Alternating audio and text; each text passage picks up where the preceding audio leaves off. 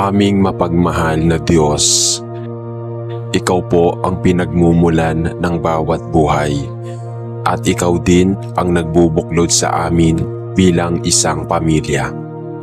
Sa oras na ito, kami po'y lumalapit sa iyo nang may pusong mapagpasalamat sapagkat sa kabila ng lahat ng hamon at pagkakaiba-iba sa aming kalooban, nananatili kang tapat at patuloy na gumagabay sa aming sambahayan.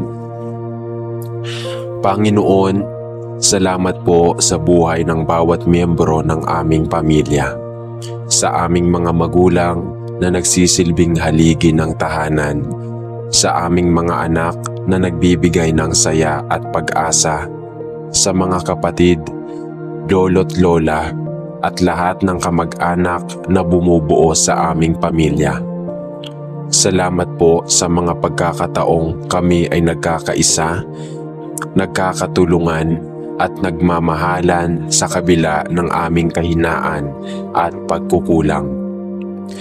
Hinihiling po namin, O Diyos, na patuloy mong basbasan ang aming tahanan ng kapayapaan, pagkakaunawaan at pagmamahalan. Iwasan mo po kaming masangkot sa mga hindi pagkakaunawaan, sa mga salitang nakakasakit at sa mga gawaing nakakasira sa aming ugnayan.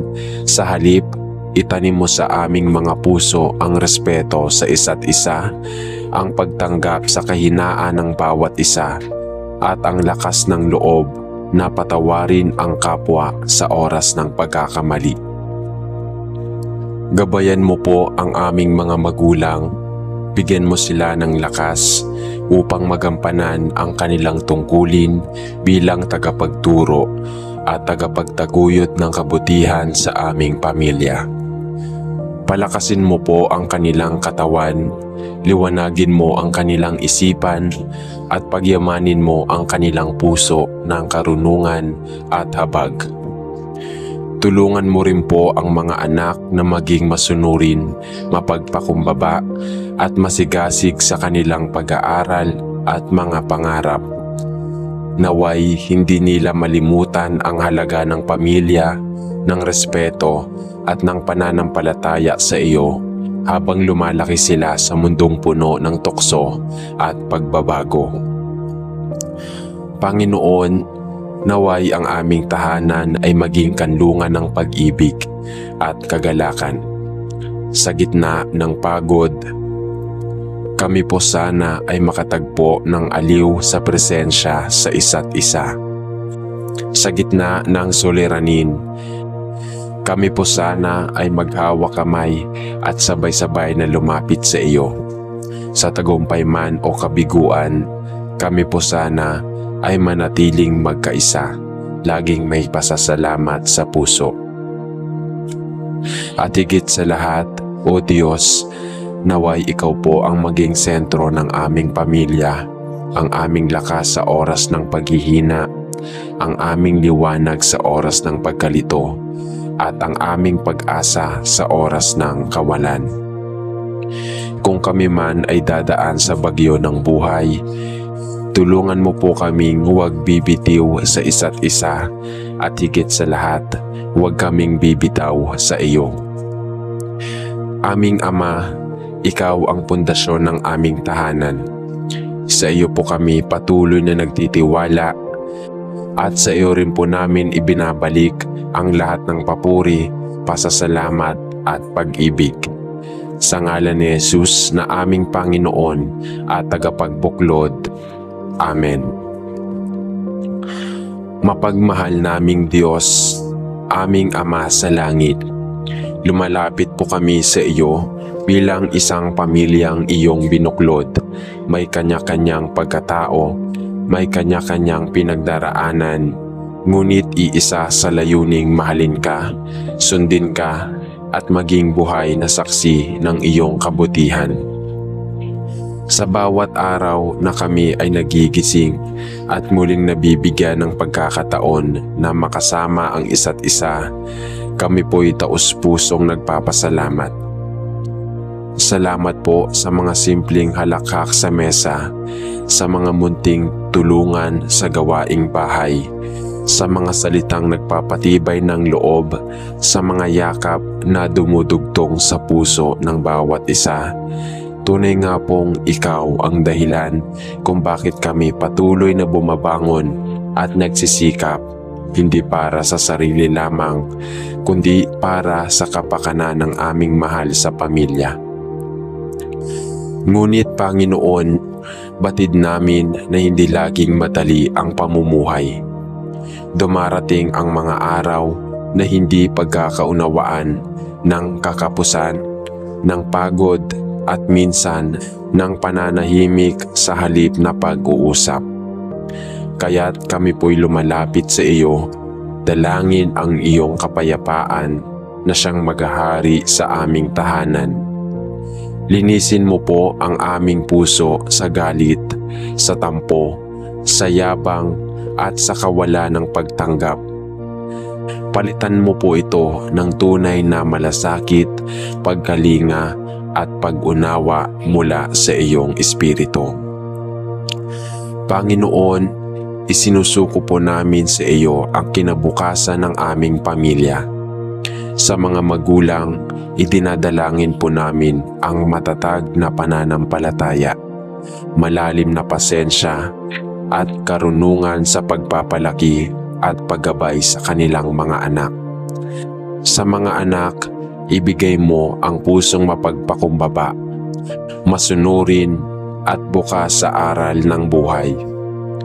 Sa bawat miyembro ng aming pamilya, malaki man o maliit, idinadalangin po namin ang proteksyon, kalakasan at patuloy na biyaya mula sa iyo. Naway sa gitna ng mga tukso at gulo sa labas ng aming tahanan, manatili po kaming matatag at matapat sa bawat isa.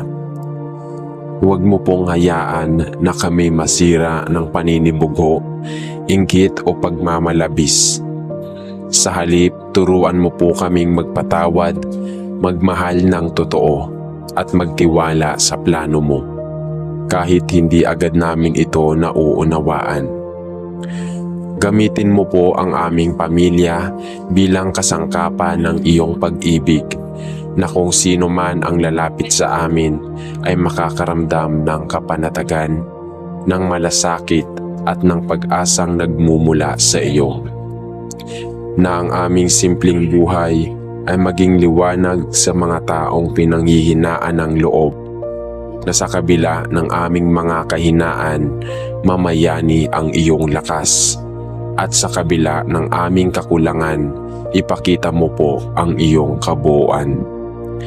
At kapag kami po ay napapagod na, Panginoon, yakapin mo po kami ng sabay-sabay. Puspusin mo po kami ng bagong sigla, bagong panalangin at bagong dahilan upang manatiling magkasama, magkaisa at magpakatatag, hindi lamang bilang isang pamilya sa dugo, kundi isang pamilyang ugnay sa iyo. Sa ngalan ng iyong anak na si Jesus, ang aming gabay, aming tagapagligtas at aming buhay. Amen. Aming Diyos na puno ng awa at pag-ibig, sa katahimikan ng sandaling ito, ay muli po kaming lumalapit sa iyo bilang isang pamilyang sabik sa iyong presensya, isang pamilyang umaasang mas mapalapit sa iyo at sa isa't isa sa bawat araw na lumilipas. Panginoon, sa aming simpleng pamumuhay, madalas ay hindi na namin nabibigyang halaga ang mga maliliit ngunit mahalagang sandali. Ang simpleng pagkamusta sa isa't isa, ang pagtulong sa gawaing bahay nang walang hinihintay na kapalit, ang tahimik na pag-upo at pakikinig sa mga problema ng bawat isa. Kaya't ngayon po, hinihiling namin sa iyo ang panibagong sigla ng malasakit sa aming pamilya, na sa bawat araw matuto kaming ipakita ang pag-ibig sa mga kilos at salita, gaano man ito kaliit sa paningin ng iba. Alam po namin, Panginoon, na ang pamilya ay isang biyaya, ngunit isa rin itong responsibilidad. May mga araw na kami ay napapagod, nawawala ng pasensya at nakakalimot na sa halip na mag-away, dapat may pagkausap. Kaya turuan mo po kami, Panginoon, na huwag basta-basta sumuko sa isa't isa. Turuan mo po kaming yakapin ang bawat isa sa kabila ng kapintasan.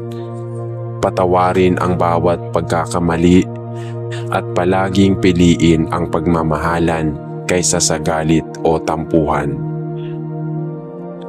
Tulungan mo po kaming maunawaan ang aming mga papel sa loob ng aming tahanan. Sa mga magulang, ibuhos mo ang iyong karunungan at malalim na pag-unawa upang sa kabila ng hirap ng buhay ay manatili silang matibay sa haligi ng tahanan. Sa mga anak, palambutin mo po ang kanilang mga puso upang patuloy silang maging mapagpakumbaba, marunong gumalang at bukas sa tamang pagdidisiplina. Panginoon, sa oras ng pagsubok, kapag may pagkakasakit, pagkabigo, kakulangan sa pera o pagod sa problema, naway hindi po kami magkakawatak-watak. Sa halip, pagkalooban mo pa kami ng pagkakaisang hindi natitinag. Tulungan mo po kaming tandaan na sa bawat unos, ikaw ang aming kanlungan at ang aming pamilya ang aming tahanan. Ipaalala mo po sa amin na higit pa sa material na bagay, ang tunay na kayamanan ay ang pagmamahalan na hindi nagmamaliw. Kung may isa man sa amin ang nanghihina ngayon dahil sa mabigat na iniisip, sa pinagdadaanan sa trabaho o paaralan, sa sakit na hindi agad gumagaling, yakapin mo po siya. O Diyos, at gamitin mo po kami, ang bawat miyembro ng pamilya, bilang kasangkapan ng iyong pagpapalakas upang walang maiiwan, walang mapapabayaan at walang mawala ng pag-asa. Panginoon, bigyan mo po ang aming pamilya ng direksyon. Tulungan mo po kaming magdesisyon ng may pagkakaisa, magsalita ng may paggalang at mabuhay ng may pananampalataya. Huwag mo po kaming hayaang mabuhay sa takot o sa pagkakawatak-watak. Sa halip, patatagin mo po kami sa pagsubok at papagningasin ang pagmamahal sa bawat tagumpay. At higit sa lahat, O Diyos, salamat sa iyong presensya sa aming tahanan.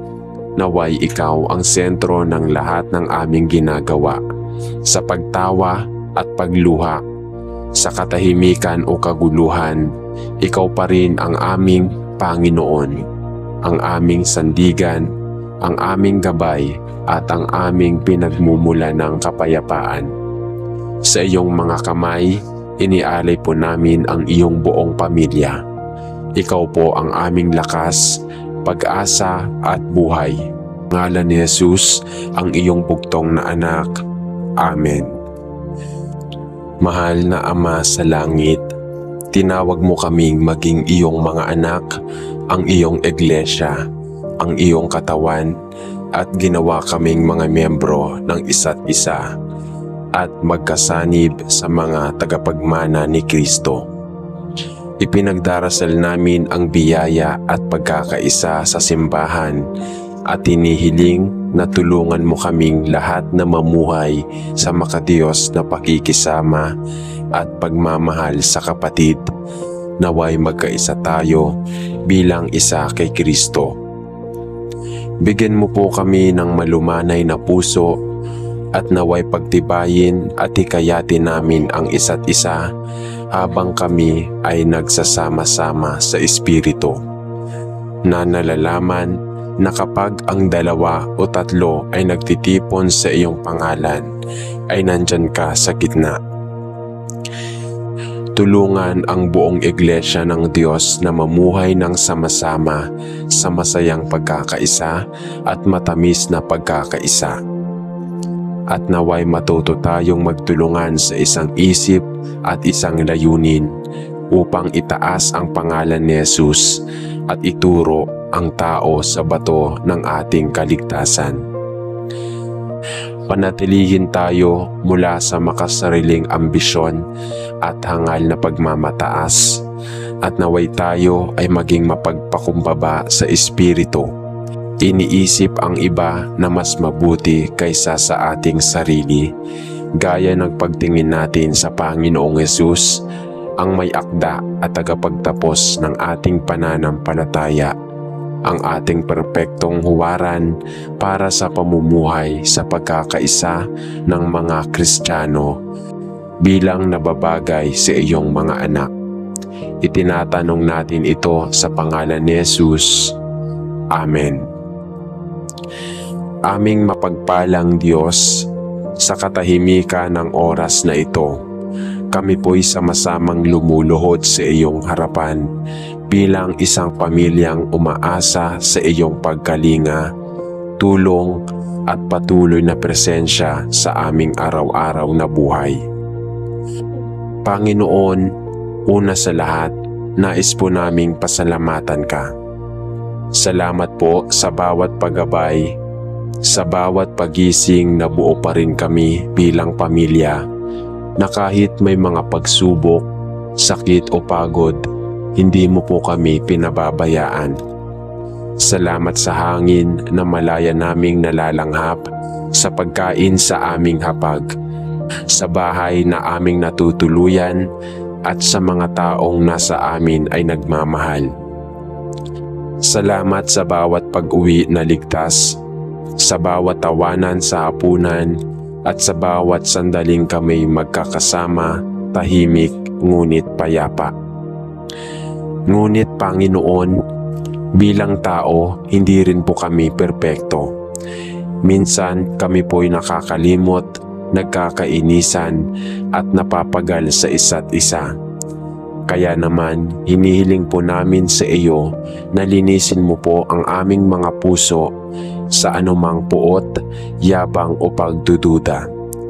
Turuan mo po kaming magpatawad ng totoo, magmahal ng wagas, at maging bukas palad sa pagbibigay ng pangunawa, lalo na sa mga oras ng kahinaan. O Diyos, basbasan mo po ang aming kalusugan. Palakasin mo ang aming mga katawan upang magampanan namin ang aming mga tungkulin sa araw-araw. Ilayo mo po kami sa anumang sakit, pisikal man o emosyonal.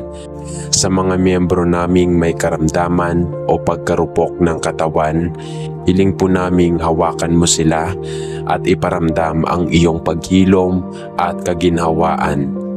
Sa mga nahihirapan sa kalooban, Panginoon, alawin mo po sila at palitan ang takot ng kapanatagan, ang lungkot ng pag-asa at ang panghihina ng bagong sigla. Sa bawat gawain naming mag-anak, sa bawat trabaho ng mga magulang, sa bawat pag-aaral ng mga anak, sa paghahanap buhay ng mga kapatid, at sa paglilingkod ng bawat isa, gabayan mo po kami. Bigyan mo po kami ng tamang direksyon, matatag na loob at pusong mapagpakumbaba.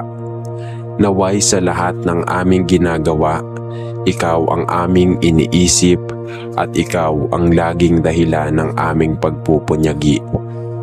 At higit sa lahat, Panginoon, dalangin po namin ang isang masayang pamumuhay ng may kapayapaan, hindi dahil walang problema, kundi dahil may tiwala kaming naroroon ka sa gitna man ng katahimikan o kaguluhan, sa oras ng tagumpay o pagkatalo, sa panahon ng may kasaganaan o kalungkutan. Ikaw po sana ang aming panghawakan. Panginoon, Gawin mong tahanan ang aming pamilya na puno ng tawa, ng pagkakaintindihan, ng respeto at ng pananampalataya. Huwag mong hayaan na ang mga tukso ng mundo ang siyang maghihiwalay sa aming ugnayan. Sa halip, pag-ibayuhin mo ang aming pagsasama. Bigyan mo kami ng pagkakataon na laging makapag-usap ng may kababaang loob, makapagpayo ng may kabutihang loob, at makapagpatawad ng kabuuan ng puso. At sa paglipas ng mga taon, Panginoon, naway hindi lang kami manatiling buo sa pisikal na presensya, ngunit buo pa rin sa aming pagmamahalan, pananampalataya at pagtitiwala sa iyo. Ito po ang aming panalangin, taos-puso at puno ng pag-asa. Sa ngalan ng iyong anak na si Jesus, aming Panginoon at Gabay. Amen.